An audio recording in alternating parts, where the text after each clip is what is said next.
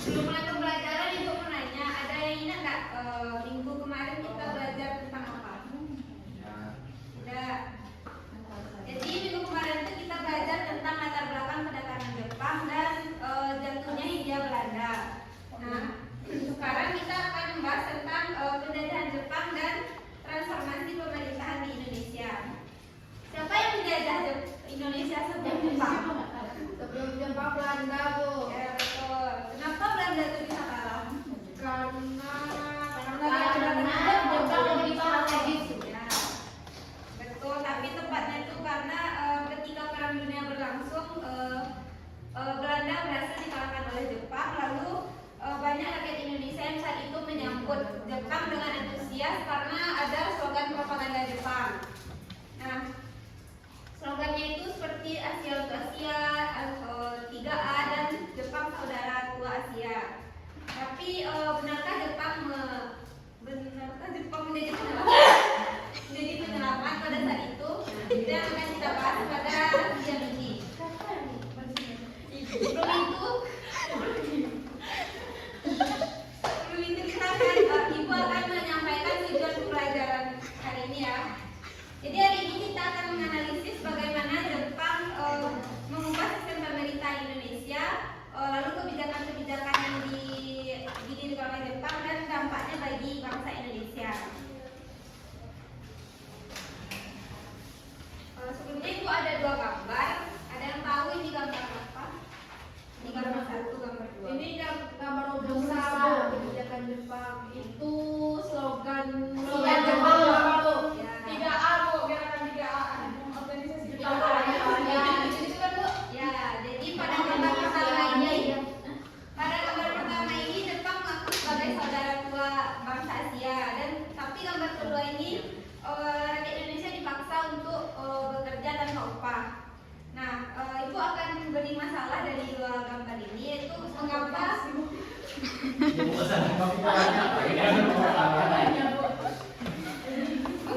Jepang yang awalnya dianggap sebagai penyelamat tapi malah jadi penjajah yang menindas rakyat Indonesia.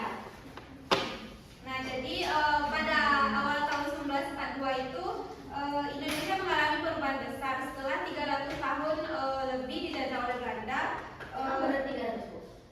Katanya begitu. Setelah 300 tahun dijajah oleh Belanda, lalu Indonesia jatuh ke tangan Jepang yang saat pertama kali gagal itu Jepang disambut baik oleh rakyat Indonesia. Mengapa Jepang itu disambut baik? Karena pertama Jepang membawa propaganda seperti Jepang saudara tua, lalu gerakan 3A seperti Jepang pemimpin Asia, Jepang kaya Asia, dan Jepang pelindung Asia seperti gambar pertama tadi. Nah, Jepang mengatakan bahwa mereka akan membebaskan bangsa-bangsa Indonesia dari penjajahan Barat dan banyak rakyat Indonesia yang percaya karena sudah lama menderita di bawah kolonialisme Belanda. Tapi kenyataannya berbeda seperti di gambar kedua tadi. Nah, rakyat Indonesia justru mengalami penindasan yang bahkan bisa dikatakan lebih keras dan lebih kejam dibandingkan dengan masa Belanda. Nah, Ibu akan bagi 3 kelompok. Silakan hitung 1 sampai 3. 1, 3. 1, 2, 3. 1, 2, 3. Lah, 3 lagi. 1, 2, 3.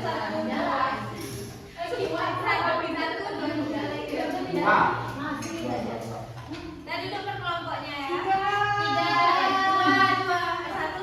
Tempat tadi aja. Ini jangan salah kami nggak kuat. 2 sini. Ayo, geser ayo. Nggak mau gini. 2 itu berapa? 1 sini. 2 sini. 2 tuh. Aku berapa tadi, Bu?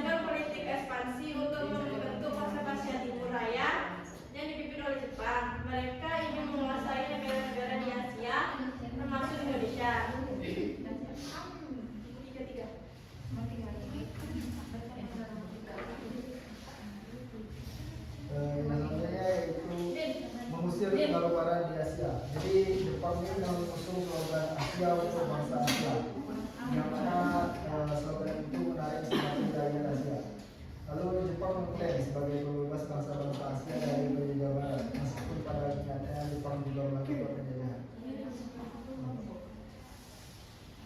Kemenangan Jepang atau Belanda setelah menyerang pangkalan Amerika Serikat di Antwerp pada tahun 1941, Jepang berhasil menguasai banyak wilayah di Asia Tenggara.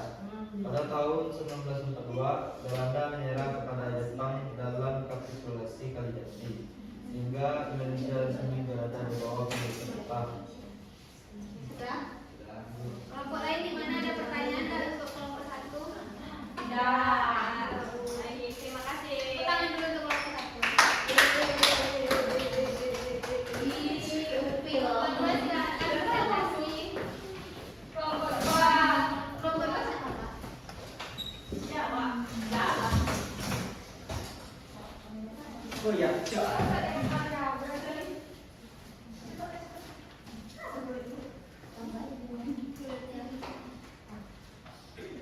Ini kelompok tiga ngapain?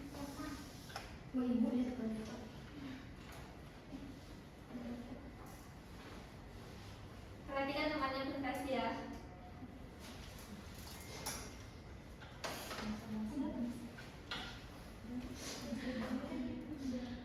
Assalamualaikum warahmatullahi wabarakatuh. Kami dari kelompok 2 akan mempresentasikan hasil diskusi kami yang akan dibacakan oleh Sekarang kami akan menjelaskan kebijakan Jepang dan transformasi pemerintah di Indonesia.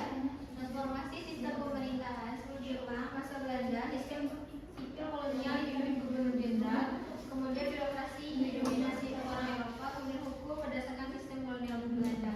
Kemudian setelah Jepang masuk, sistem berubah menjadi pemerintahan militer umum. Kemudian dipimpin Saigo-Shikan, kemudian seluruh berdasarkan perintah militer tanpa mempertimbangkan aspirasinya.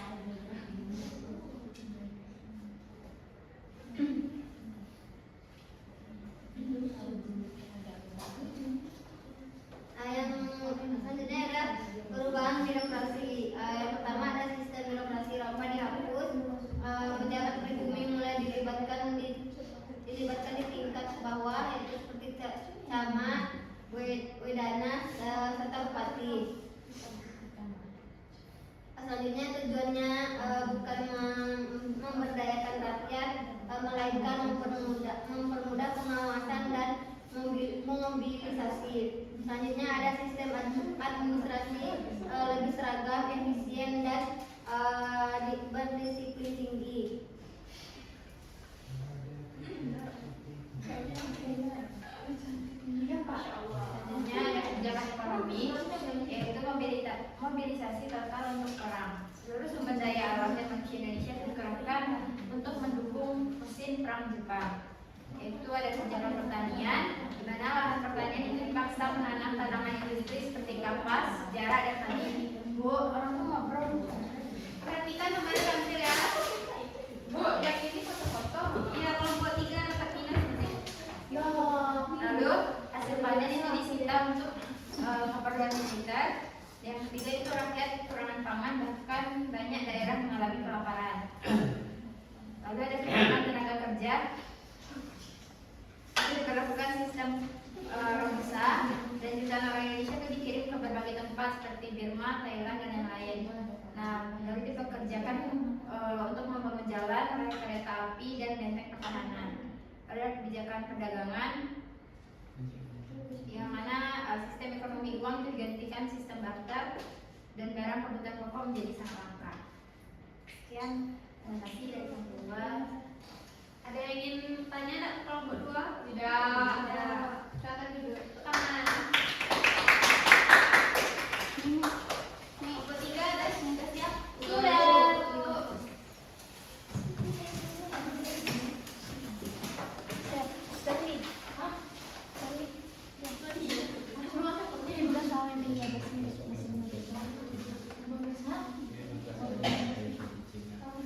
Baik, kami dari kelompok 3 akan menyampaikan hasil diskusi kami tentang apa saja organisasi bentukan Jepang dan apa saja dampaknya. Baik, di sini saya menyampaikan itu adalah bentukan Jepang sama dengan gerakan 3A, di mana di sini tujuan Jepang itu untuk menarik simpati rakyat Indonesia terhadap Jepang. Dan dampaknya bagi Indonesia itu kurang mendapat dukungan rakyat dan akhirnya dibubarkan. Lalu ada berita di mana tujuan itu untuk mendukung dukungan rakyat untuk Jepang. Namun juga dampaknya bagi Indonesia itu menjadi sarana para tokoh nasional untuk menyebarkan semangat kebangsaan. Lalu ada Seinendan yang bertujuan untuk melatih pemuda agar siap membantu Jepang. Dan dampaknya bagi Indonesia itu pemuda memperoleh pengalaman organisasi dan kedisiplinan. Lalu ada Keigodan yang bertujuan untuk membantu menjaga keamanan dan ketertiban. Di mana dampaknya sini dapat memberikan pengalaman dasar dalam bidang keamanan. Lalu ada Heiho, di mana itu bertujuan untuk membantu tentara Jepang dalam peperangan. Dan dampaknya bagi rakyat Indonesia dan banyak anggota mengalami penderitaan tetapi memperoleh pengalaman hidup. Ada tanggapan untuk kelompok 3? Belum lagi Bu, belum. Kayaknya belum Bu, dampak positif. Dampaknya Dampaknya di sini tuh ada dampak positif dan dampak negatif. dampak positifnya Adalah dapat meningkatkan kesadaran nasional dan semangat kemerdekaan. Lalu yang kedua itu memberikan pengalaman berorganisasi kepada rakyat Indonesia dan lalu melatih keterampilan militer yang berguna setelah kemerdekaan dan memunculkan pemimpin-pemimpin yang berperan dalam perjuangan kemerdekaan. Lalu di sini juga ada dampak negatifnya, di mana dampak negatif itu target dieksploitasi untuk kepentingan perang Jepang. Lalu banyak pendidikan tenaga militer Jepang dan terjadi kerja paksa yang menyebabkan penderitaan rakyat. Lalu hasil pertanian dan sumber daya alam dikuasai Jepang. Saya kembalikan kepada Ibu. Sekian presentasi dari kelompok. Ada tanggapan untuk kelompok 3? Harapannya ada tanggapan, Kadang ada tanggapan silakan. Saya pada dari kelompok 2 di sini sebenarnya kita berkomunikasi apakah dari organisasi dari yang disebutkan itu adalah memang murni untuk Indonesia atau hanya sebagai spekulasi semata untuk menyelamatkan Jepang agar bisa menguasai seluruh negara di Asia. spekulasi semata. Iya, sekian terima kasih. Baik, mungkin saya akan jawab pertanyaan dari Farel.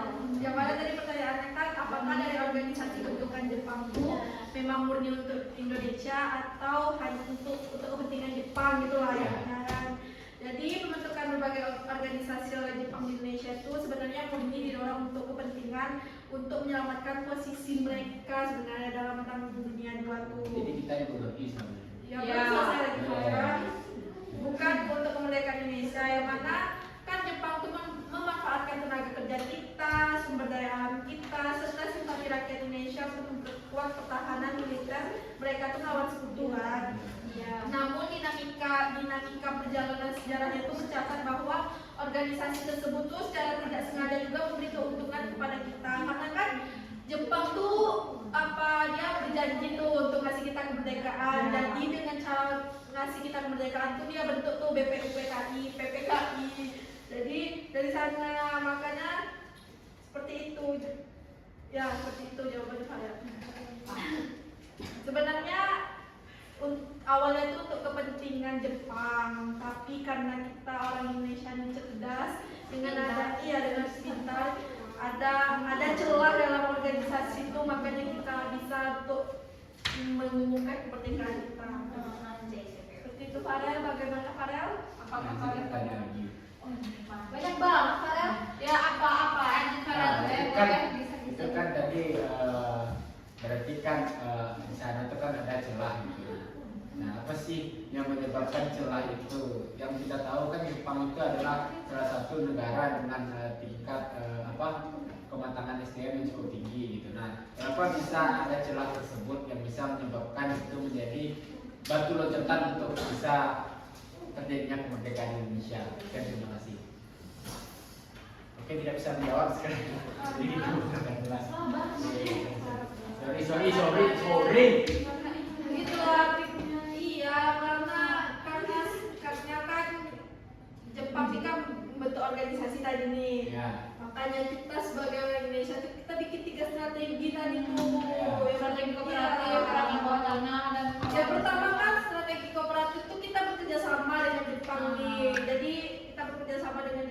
baik-baikin Jepang Iya, gitu. bukan dua ya. Terus ada taktik bawah tanah, gerakan bawah tanah. Di sana kita dia Berdiam, bersusun taktik, Iya, biar strategi Jepang juga menyatakan. Iya. Nah, apakah kalian sudah paham? Ya sudah paham. Nah, baik, apakah ada pertanyaan lagi? Tidak. Sepertinya tidak. Baiklah, kami tutup hasil presentasi kami, hasil diskusi kami. Assalamualaikum warahmatullahi wabarakatuh.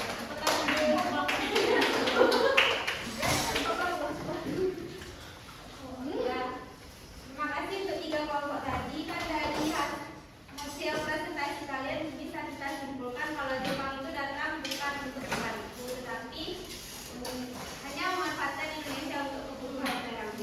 Betul, Ibu. Kita kembali lagi ke yang awal tadi. Kan di awal kan kita bertanya mengapa Jepang yang datang sebagai pembela atau pembebas justru malah jadi penjajah di Indonesia. Ada yang bisa jawab dari Karena Bu, yang pertama, kenapa kan Jepang itu menjanjikan kemerdekaan untuk kita tuh, tapi dia malah menjajah kita. Karena sebenarnya Jepang tuh membutuhkan sumber daya alam, membutuhkan uang lah, kayak gitu Bu, membutuhkan tenaga kerja untuk kepentingan perang mereka Bu. Makanya mereka tuh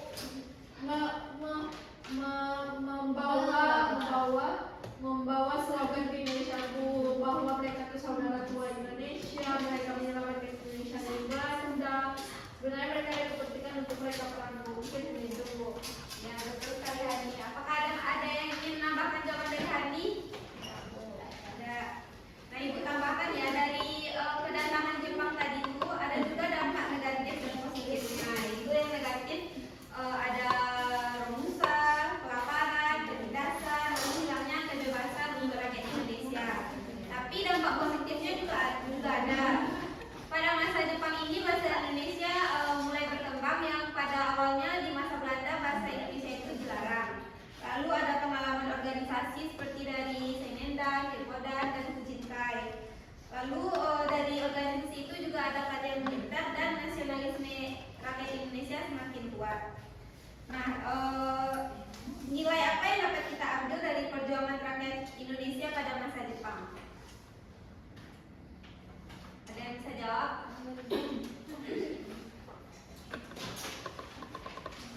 Nilai apa yang dapat kita ambil dari perjuangan rakyat Indonesia pada masa Jepang?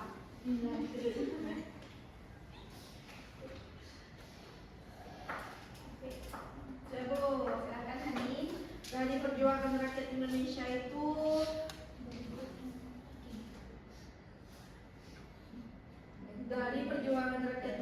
itu nilai yang dapat kita ambil yaitu nilai persatuan, yaitu melahirkan nilai-nilai yang mempercepat dan memantapkan kemerdekaan Indonesia, yang mana di sana kita melahirkan nilai-nilai kemerdekaan, persatuan atas keberagaman, dan jiwa pantang menyerah kita Ya, betul sekali Hani.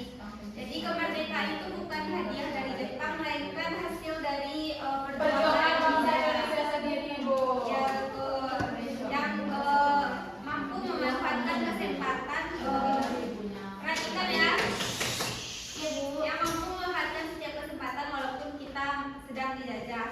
Nah, Jepang itu memang menjajah Indonesia dengan cara yang lebih kejam, tetapi pengalaman selama pendudukan Jepang itu juga membentuk kesadaran nasional yang mempersiapkan bangsa Indonesia menuju kemerdekaan pada tahun 1945. Nah, untuk pertemuan berikutnya kita akan membahas proses menuju proklamasi kemerdekaan Indonesia. Ibu tolong kalian pelajari sebelum kelas minggu depan, pelajari tentang kekalahan Jepang dalam Perang Dunia II, peristiwa Rengas Dengklok, dan perumusan teks proklamasi. Nah, di situ tuliskan minimal 3 informasi penting yang kalian temukan dari sumber bacaan. Ibu tagih lagi minggu depan ya. Ya, Bu. Ya, Bu. Tulis tangan, Bu. Ketik aja. Ada yang ingat apa tadi tugasnya yang Ibu suruh? Enggak, apa tadi, Bu? Ibu lagi ya. Jadi cari pelajari tentang kekalahan Jepang dalam Perang Dunia II, lalu peristiwa Rengas Dengklok, dan perumusan teks proklamasi. Nah, dari 3 itu kalian kumpulkan minimal 3 informasi penting masing-masingnya dan